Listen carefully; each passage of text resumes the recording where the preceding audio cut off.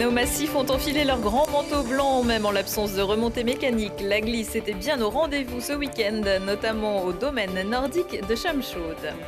L'entreprise iséroise Raymond Life vient de remporter un important marché avec le gouvernement canadien pour fournir des bouchons qui fermeront les flacons de vaccins contre la Covid-19.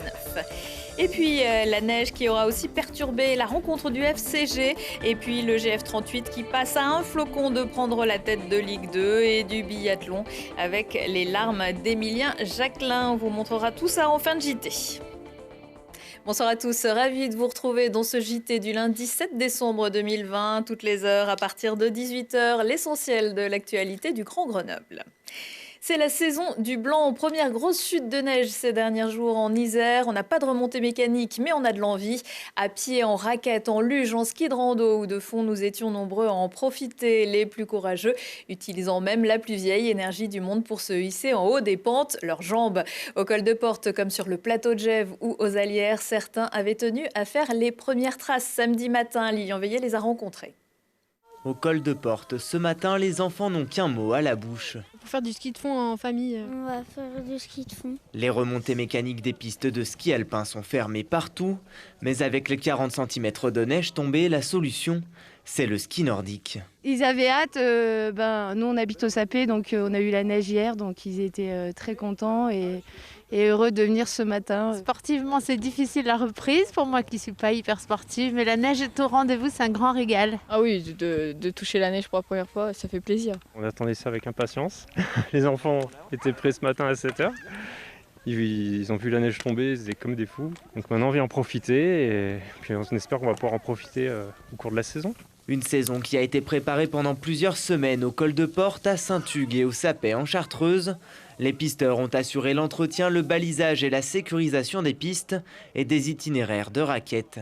On est ravis, ça fait un mois qu'on travaille et on espérait qu'une chose, c'est ce jour-là avec toute cette neige et les gens qui sont contents de venir skier. Ouais. C'est une belle récompense. Pour cette première journée de la saison au col de Porte, le domaine nordique de Chamchaude a pu ouvrir 2 pistes vertes, une piste bleue et une piste rouge. Aujourd'hui, on a une petite dizaine de kilomètres de pistes ouvertes, damées et sécurisées du coup. Et je pense qu'on va arriver à une quarantaine de kilomètres entre le site du Sapin en Chartreuse et de Saint-Hugues de Chartreuse. Pour le sport, pour prendre l'air ou pour le plaisir de retrouver des sensations de glisse, les skieurs avaient tous hâte de retrouver la neige, même pour 3 heures. Ça fait vraiment plaisir de retrouver des bonnes sensations et puis voilà, dans un climat qui n'est pas forcément évident, où on a envie de sortir. Il y a une bonne chute de neige, quasiment 50 cm, et on a la chance d'avoir un domaine qui est super bien damé, donc du très bon ski en skating et en classique ce matin. Pour cette première journée de ski de l'année en Isère, plusieurs centaines de personnes ont pu pratiquer le ski de fond et de randonnée au col de Porte. Le préfet de l'Isère appelle néanmoins à la prudence, notamment pour les pratiquants de randonnée, puisque la couche neigeuse n'est pas encore stabilisée. Et pour tout le monde, la règle des 20 km et 3 heures de sortie avec attestation est toujours obligatoire.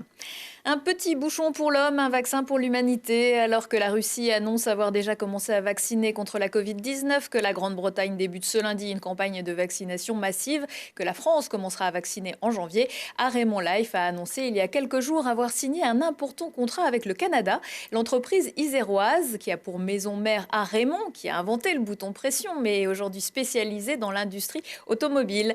Lina Badreddine s'est rendue sur le site de conditionnement pharmaceutique à Saint-Égrève.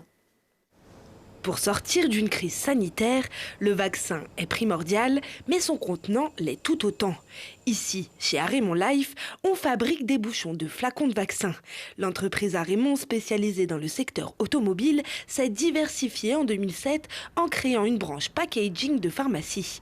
13 ans plus tard, la crise sanitaire de la Covid-19 lui apporte un nouveau contrat, une commande de plusieurs millions de bouchons par le gouvernement canadien pour anticiper la fermeture des flacons de vaccin le moment venu. Chaque composant a son importance parce qu'il va être plus ou moins en contact direct avec le médicament. Donc les niveaux d'exigence sur tous ces systèmes de packaging sont primordiaux. Et le cheminement de fabrication est très minutieux. La pièce est contrôlée à 100% à chaque étape pour être sûr qu'elle n'a aucun défaut. Par rapport à une fermeture traditionnelle qui pourrait générer des particules d'aluminium dans son environnement proche, le bouchon en plastique Redilio a ses avantages sanitaires, mais aussi techniques et pratiques. Actuellement, sur les lignes de remplissage, les flacons sont remplis On a un bol de distribution qui vient distribuer le stopper, puis ensuite la capsule en aluminium qui va être sertie sur le col du flacon. L'avantage de notre produit Redilio, c'est que directement après le remplissage, on va distribuer l'ensemble avec le stopper qui est déjà préassemblé dans la capsule en plastique et on vient fermer directement par une simple pression verticale. Autrement dit, l'entreprise iséroise livre aux clients directement une solution stérile et prête à l'emploi. Avec ce gros contrat signé avec le Canada, la crise sanitaire a accéléré de 18 mois le plan stratégique et le développement d'Arémon Life. Pour nous, c'est très important puisque nous allons doubler notre chiffre d'affaires l'année prochaine, pas uniquement grâce à ce contrat, mais c'est une bonne partie de l'explication de notre doublement de chiffre d'affaires, qui a déjà doublé cette année. Nous sommes passés de 4 millions d'euros de chiffre d'affaires à 8 millions en 2020. Et en 2021, on planifie d'être entre 18 et 20 millions d'euros de chiffre d'affaires, essentiellement grâce aux produits Redilio. Donc c'est des belles perspectives pour nous de doublement d'activité. Autre bonne nouvelle, les effectifs salariés de l'entreprise devraient eux aussi doubler en juin 2021 par rapport à 2020. L'autre activité d'Arémon Life concerne la production d'un dispositif médical hormonal en santé animale. Auvergne-Rhône-Alpes reste l'une des 2 régions les plus touchées par la Covid-19. Ici, la deuxième vague a été nettement plus forte que la première. Selon un sondage IFOP réalisé fin novembre, un Français sur 4 envisage de faire un test Covid avant de voir ses proches à Noël. Ça tombe bien, la région lance justement une grande campagne de dépistage en décembre. Yannick Noder, bonsoir. Bonsoir. Et vous êtes vice-président de la région déléguée à la santé, l'enseignement supérieur, la recherche et l'innovation. Cette campagne, elle va débuter quand ? Alors, la campagne va débuter du 16 au 23 décembre pour, on va dire, le grand public, pour tous les habitants d'Auvergne-Rhône-Alpes et les Auvergnats, les Rhône-Alpins. Et puis, il y aura quelques jours avant des campagnes plus ciblées, notamment sur les lycées, sur un certain nombre d'entreprises. C'est vraiment le but de cette campagne, c'est une campagne de santé publique, d'aller à l'encontre des populations sur les grands lieux de circulation, sur des places de municipalités, sur à proximité des gares, mais également aussi faire du dépistage ciblé là où effectivement il y a du monde, parce que c'est ça la discussion de santé publique, c'est de pouvoir permettre que la réalisation du test soit pas une contrainte pour qu'on ait un maximum de personnes qui puissent le faire. C'est-à-dire que la région va proposer des lieux de test directement dans les lycées et dire aux lycéens, au personnel, de venir se tester à l'endroit où ils se trouvent. Tout à fait, les 350 000 lycéens d'Auvergne-Rhône-Alpes ainsi que les personnels enseignants en lien avec les recteurs et puis le personnel de région. C'est une opération de grande envergure en lien avec l'agence régionale de santé, en lien avec le préfet de région, en lien avec les recteurs pour ce qui concerne les lycées et effectivement de pouvoir du 16 au 23 et notamment le week-end avant Noël, nous avons près de 500 municipalités qui sont pour en grande partie les anciens chefs-lieux de canton qui rayonnent sur leur commune et sur plusieurs communes, qui vont mobiliser les professionnels de santé, les médecins, les infirmiers, les pharmacies, les kinés, mais également les biologistes, et puis toute une panel de professionnels de santé qui ne sont pas forcément habitués, sages-femmes ou kinés, qui vont pouvoir également se former, qui sont habilités, et puis également du personnel entre guillemets de deuxième ligne, tout ce qui est Croix-Rouge, sécurité civile, les sapeurs-pompiers, professionnels ou bénévoles qui ont certains niveaux de qualification, puisqu'il y a des modules de formation qui vont permettre effectivement de pouvoir réaliser cette grande campagne de dépistage qui, je le rappelle, est gratuite.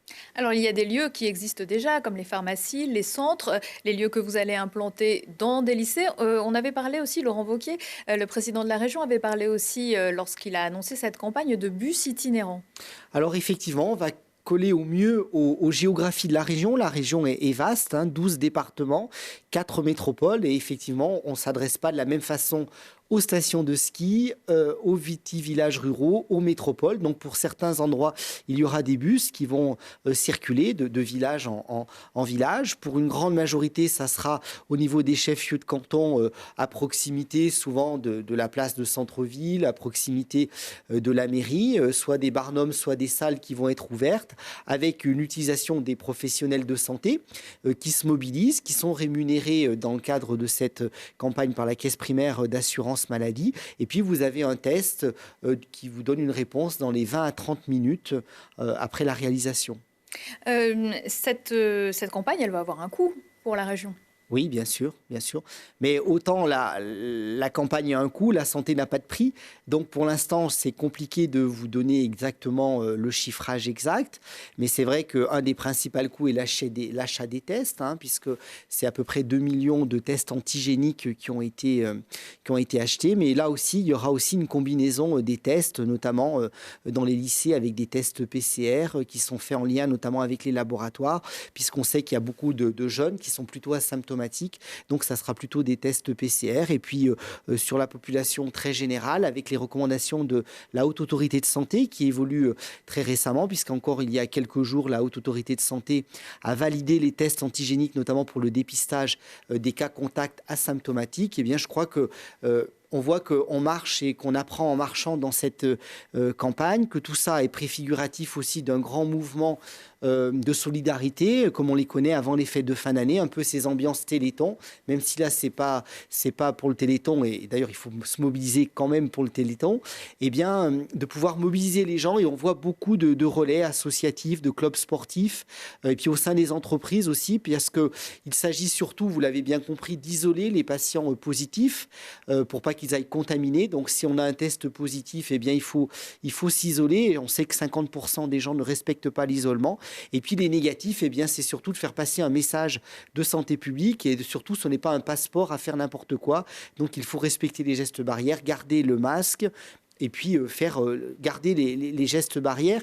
Et je crois qu'il y a vraiment besoin, lors du rendu du test, qu'il y ait un vrai accompagnement. Et le comité scientifique, sous la houlette de Bruno Lina, et puis plus localement à Grenoble, d'Olivier Épaulard, qui est le professeur de maladies infectieuses au CHU de Grenoble, eh bien, ils vont enrichir tous les documents, la validation, et puis ensuite eh bien, adapter sur cette grande campagne de tests qui est pour l'instant ouverte à toute la population d'Auvergne-Rhône-Alpes, et bien ensuite de pouvoir en janvier analyser et puis de réorienter en fonction de là où il y a des besoins. Si on voit qu'en fonction des codes postaux ou autres, eh bien il y a des réactivations de certaines, avant le cluster, je dirais, pour pouvoir agir au plus vite, tester et puis ensuite s'inscrire dans la démarche nationale, puisque tous ces tests sont rentrés dans le logiciel, le CIDEP, le logiciel national, et en cas de test positif, tout ça alimente le tous anti-Covid pour que globalement, eh bien, tout le monde puisse être bien protégé. Donc tester, alerter et se protéger, je pense que ça fait partie aussi du leitmotiv que la région souhaite développer. Merci beaucoup Yannick Neuder. Je précise que la petite infographie qu'on a vue, elle est issue du site internet de la région Auvergne-Rhône-Alpes, sur lequel on trouve d'ores et déjà tous les lieux pour savoir où se tester en fonction de son adresse. Merci encore. Merci. Ce sont les leaders de l'économie 2020. Vous avez peut-être suivi la cérémonie des trophées Présence organisée par la CCI de Grenoble samedi soir sur Télé Grenoble. Le titre de leader de l'année revient à Aledia, créateur de puces à LED appelé à révolutionner les écrans. Actuellement basée à Échirolles, l'entreprise qui emploie 130 personnes se fait construire un plus grand site à Champagné. Leader de la croissance de plus de 50 salariés, Calray, leader européen sur le marché des processeurs intelligents. Chez les moins de 50 salariés, c'est Crocus Technologies, Crocus qui rafle la mise. Plus forte progression à l'export pour Télédine E2V et Allegro DVT. Les trophées start-up et coup de cœur reviennent à Warm Sensing et Diabeloop. Des victoires, des défaites, des rires et des larmes et même des matchs nuls. C'est le résumé du week-end sport par Lilian Veillé. De la neige et des regrets pour le FCG, les Grenoblois recevaient Provence Rugby vendredi soir pour enchaîner une 3e victoire d'affilée à la maison après Mont-de-Marsan et Rouen. Mais une avalanche de gros flocons a rapidement recouvert de blanc la pelouse du Stade des Alpes. Le match a été annulé et la date du report n'est pas encore connue. Le petit point de la déception et de la discorde. Alors que le Grenoble Foot 38 menait 1-0 à Caen, l'arbitre allait accorder un pénalty aux Normands sur une action pourtant un peu discutable. Égalisation à la 76e qui donne un point aux deux équipes. Rageant pour Grenoble qui était en passe de prendre la tête de la Ligue 2. Le BCTM file un mauvais coton. Les basketteuses de la Tronche-Mélan n'ont gagné que 2 rencontres sur 10. Elles ont perdu à domicile contre la redoutable équipe de Reims, 2e du championnat. Défaite 64-76, les Iséroises sont 9e de Ligue 2. Et puis les larmes d'Emilien Jacquelin. Le Villardien a complètement raté son rendez-vous avec ses coéquipiers pour le premier relais tricolore de cette saison de Coupe du Monde. À Kontiolahti, Jacquelin a raté 3 cibles et écopé de 3 anneaux de pénalité. Le relais français termine 8e. Et le prochain match du GF38, ce sera samedi avec la réception de Dunkerque au Stade des Alpes. Et puis un petit mot de Téléthon, vous en parliez Yannick Neuder, le Téléthon qui aura récolté cette année 544 000 € de promesses de dons en Isère, notamment grâce aux 60 animations contre 200 l'an dernier. Le 36-37 reste ouvert jusqu'au 11 décembre. En 2019, 1,7 million d'euros avaient été récoltés en Isère dans un contexte bien différent évidemment. Prochain rendez-vous avec l'actu dans 1 heure et en replay sur télégrenoble.net. Excellente soirée à tous.